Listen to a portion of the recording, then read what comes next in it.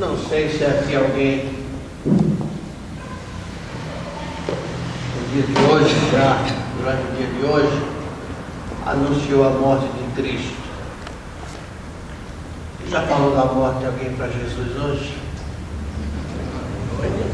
Hoje. Talvez porque o sono nem tenha deixado ainda. Mas agora nós vamos anunciar a morte de Cristo.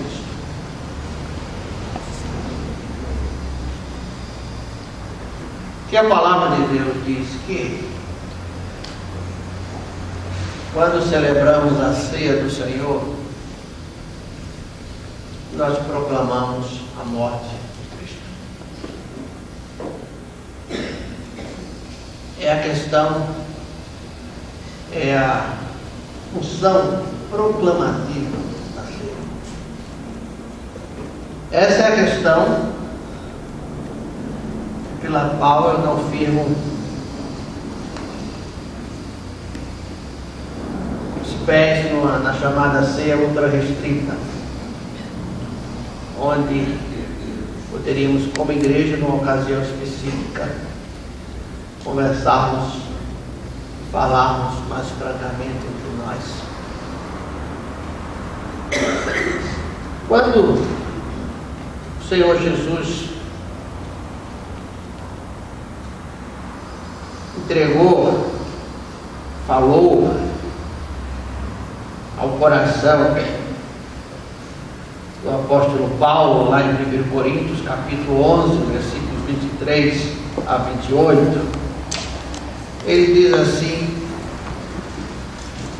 porque eu recebi do Senhor, porque também vos entreguei, que o Senhor Jesus, na noite em que foi traído, tomou o pão, e havendo dado graças, o partiu e disse: isto é meu corpo que é por vós, fazei isto em memória de mim. Semelhantemente também, depois de cear, tomou o cálice, dizendo: este cálice é o novo pacto no meu sangue. Fazei isto todas as vezes que o comerdes em memória de mim. Porque todas as vezes que comerdes deste pão e beberdes deste cálice, estareis anunciando a morte do Senhor até que Ele venha. De modo que qualquer que comer do pão ou beber do cálice do Senhor dignamente, será culpado do corpo e do sangue do Senhor. Examine-se, pois, o homem a si mesmo, e assim coma do pão e beba do cálice. Para que possamos falar da morte de Cristo, ela tem que ter algum significado para a gente, para nós. Qual o significado da morte de Jesus, particularmente para a sua vida?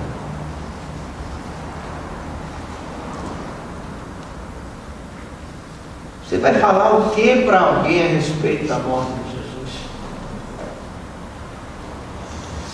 Se talvez você mesmo não seja crente, dá a validade dessa morte.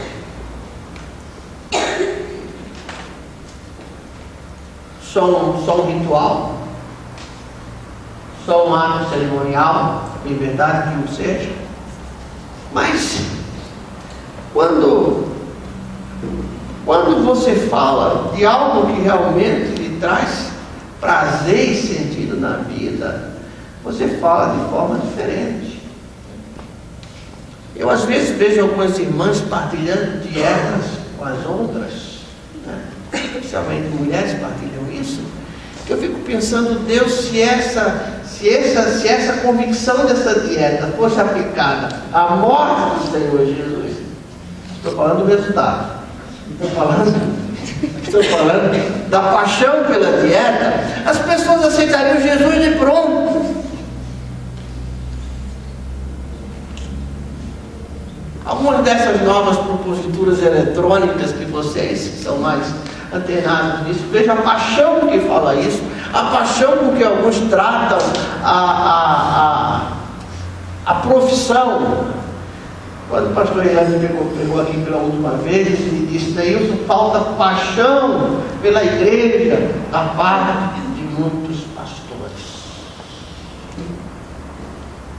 Como pastorear a igreja de Cristo se você não tiver paixão por essa igreja? Estou falando de paixão no sentido de algo passageiro, durar 1 ano, 2 anos, porque o ministério acaba com 1, 2 anos. Mas é a convicção de que a igreja de Cristo.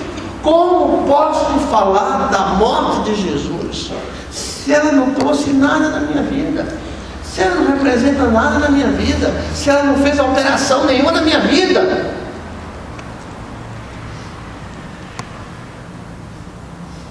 Pelo menos para que você pudesse responder com precisão agora, se alguém lhe indagasse, se você morresse agora, tem certeza que vai para o céu estar com Jesus? Às vezes a morte de Jesus, o conhecimento teórico da morte de Jesus, nem dá essa certeza. Porque eu preciso particularizar essa morte. A morte de Jesus foi um ato voluntário. Quando nós vemos isso na questão do Getsemane, quando Jesus diz lá no Evangelho de Mateus, capítulo 26,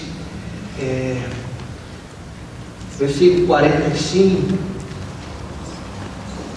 Jesus estava orando por uma das noites.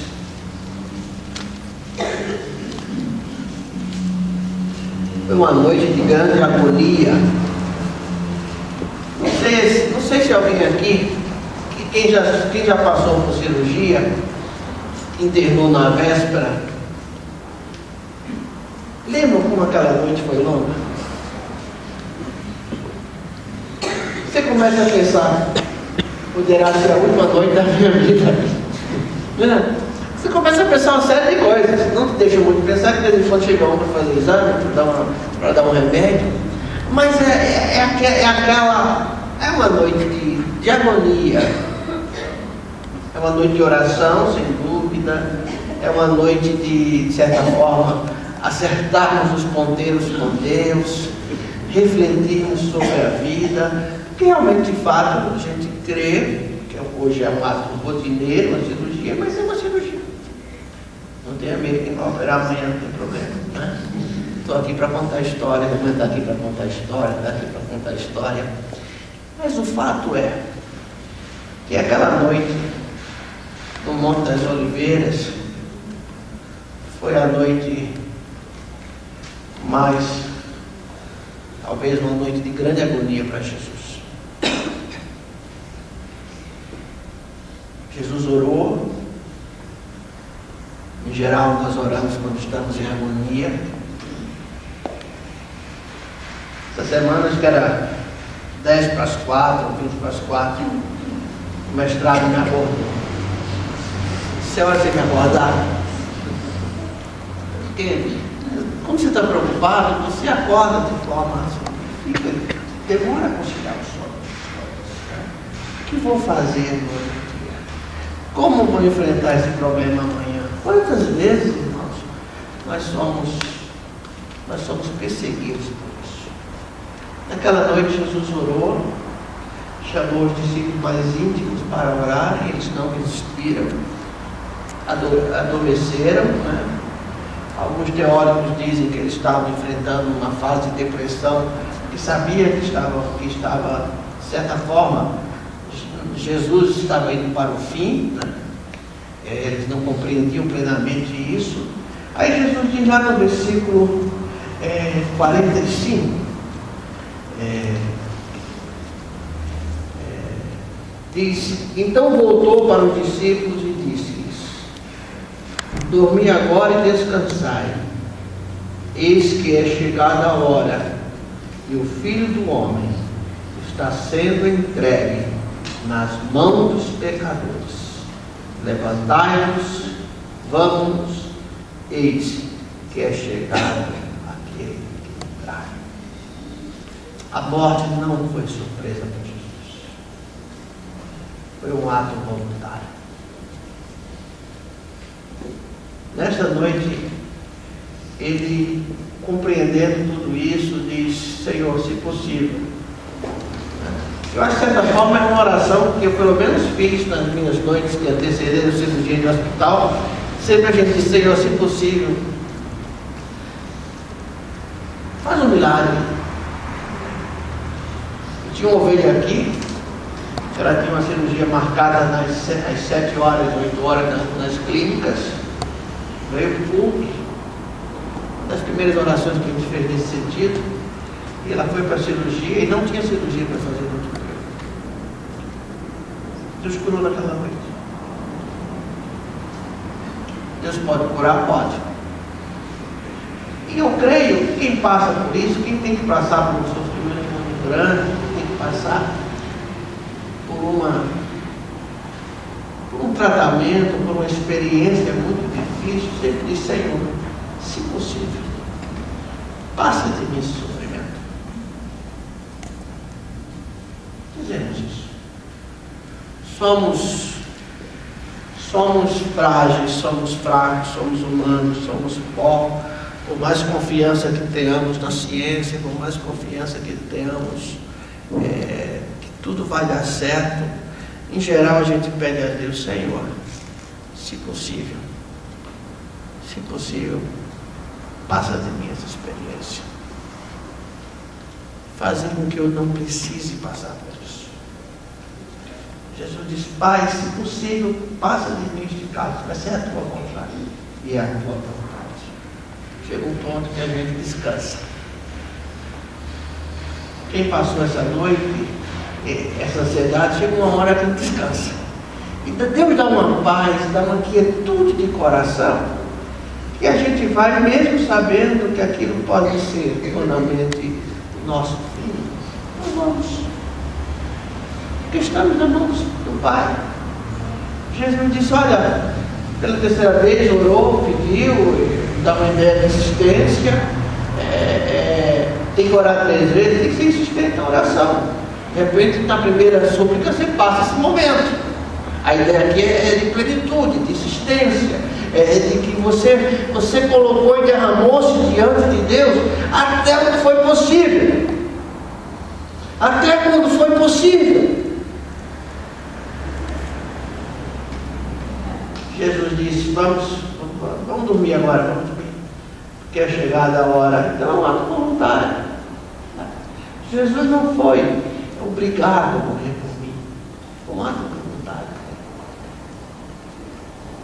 Por isso que quem recebe, ele dá o poder, dá voluntariamente a oportunidade de trazer à existência a nossa condição de filho.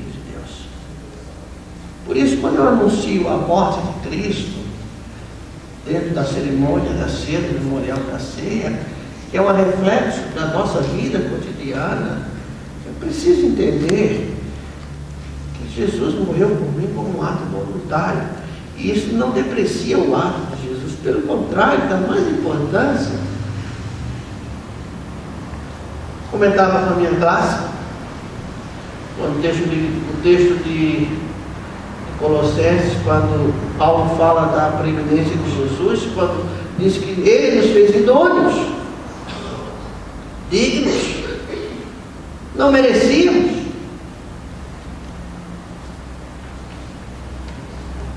Por melhores sujeitos que sejamos, não merecíamos, não merecemos. Mas ele morreu. E quando eu trago, na ocasião da ceia, que deve ser reflexo da minha vida, quando eu partilho lá de Cristo para as pessoas, quando eu digo: olha aqui, não tem chance para a sua vida se não for Jesus, por isso. Jesus morreu por mim.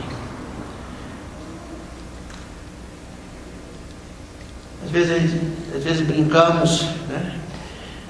Já tivemos, apenas para ilustrar, não como ritual, no retiro que fizemos em Atibaia, o tema do retiro era o estilo de vida de Jesus. Nós fizemos um lava-pés, apenas para ilustrar, não como ritual. fazer uma ilustração da crucificação de Cristo. Porque aqui eu sei que tem voluntários. Se reclamamos quando batemos a porta do carro no dedo ou martelo, imagina os pregos das mãos. Por isso eu fico,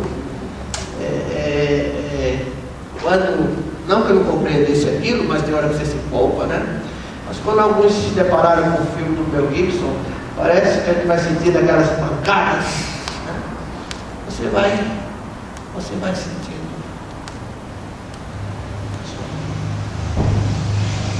E ele fez por mim.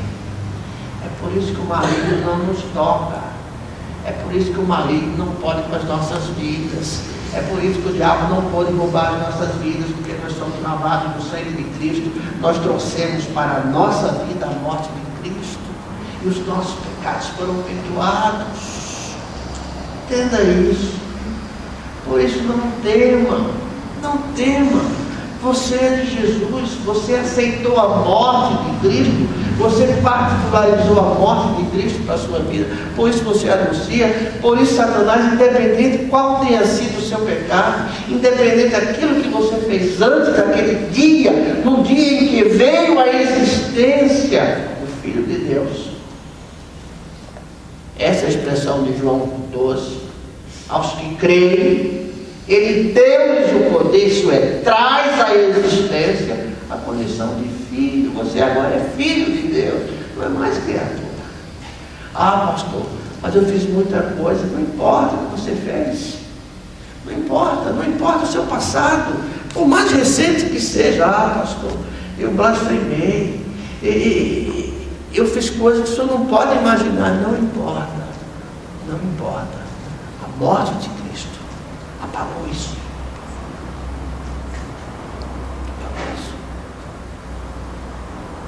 Abra a sua Bíblia em 1 Pedro. Vamos ver isso. Vamos concluir.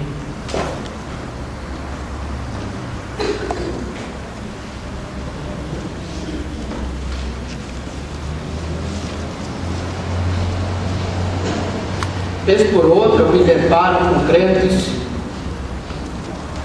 cronologicamente experimentados,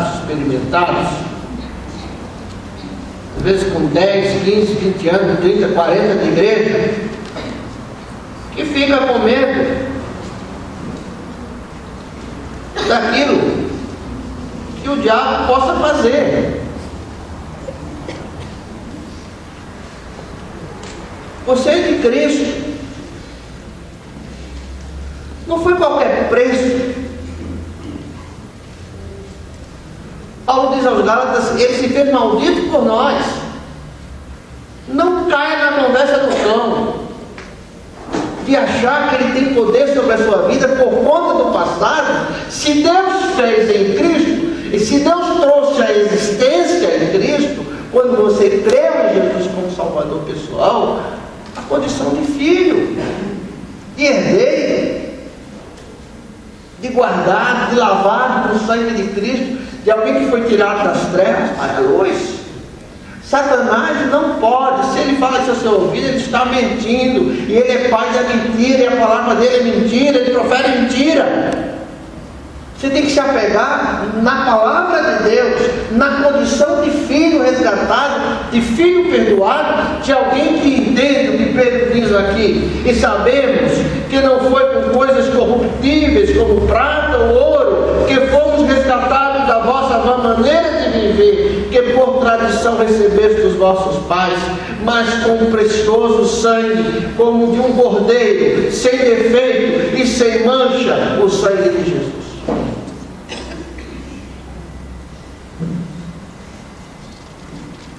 Eu lembro de um senhor, já falei isso para os irmãos, estou me incluindo, que ele queria receber Jesus, mas ele havia sido curado da coluna lá em Uberaba, lá no Chico Xavier.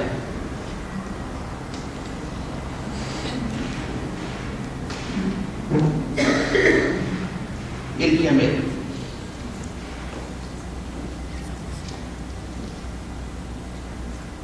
Depois ele chegou à conclusão que era a coluna em relação à vida eterna. Se converteu, passou problemas dificílimos, perdeu tudo.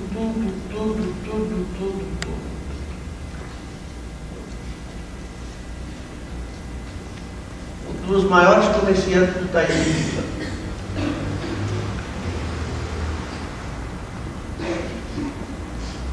Quando ele disse: pastor, consegui comprar um guarda-roupa para mim, perdeu família, uma série de outras coisas. Mas em todo esse momento, Deus preservou a fé em Deus e a sua salvação. Mas não sofreu da coluna.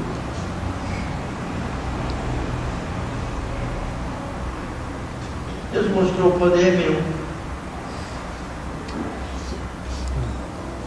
Por isso, quando eu anuncio a morte de Cristo, ela tem que ter significado para mim. É como alguns falam para outras de loja, promoção de lojas. Vai lá que você vai encontrar um preço bom. Então, com aquele mesmo entusiasmo, você tem que dizer: olha, recebe Jesus. Abrace para você a morte de Jesus, porque ela muda a condição da sua vida. Satanás não tem poder.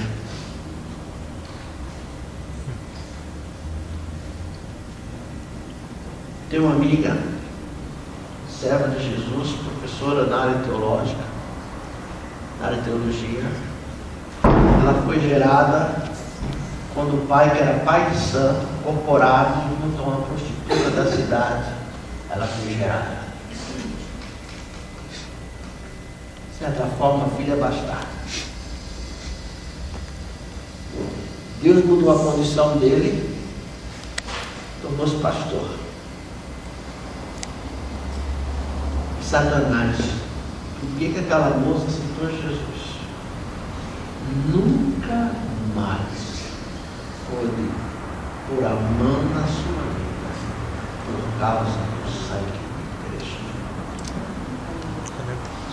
Está vendo? Se der nome de endereço, eu dou particularmente, não dou em público. Acho que não é história de carocha, né? São testemunhos de vida. Quando eu anuncio a morte de a morte de Jesus tem poder para me salvar. Tem poder para me tirar das trevas. E haja o que houver, o problema que você estiver passando, Deus é seu Pai. Deus não decepciona. Você pode ter dificuldade em compreender às vezes, mas uma hora você vai compreendendo. E você vai entender que durante todo o tempo do sofrimento, Deus preservou a sua vida. Porque quando você aceitou Jesus, quando você pegou Jesus para si, receber tem esse sentido, pegar para si, abraçar para si. Pode perguntar aos meus alunos hoje que eles vão me explicar, com certeza, né? Então, quando você abraçou Jesus para a sua vida, creu em Jesus, Ele traz a existência o Filho de Deus que você é. E Satanás não tem autoridade para trazer maldição na sua vida. Provação podemos ter. Tentações da parte de Deus, não, que Deus não tenta ninguém. Mas a certeza é que estamos guardados. Por isso diz o salmista no Salmo 4, eu posso me deitar e dormir em paz. E mesmo que o choro dure uma noite, às vezes noites mais longas, mais breves, não importa, ele vai passar. Como dizia minha irmã, nunca fica mais escuro do que meia-noite. Depois de meia-noite começa a clarear, porque nós somos lavados, somos salvos do sangue de Jesus. Que Deus nos abençoe.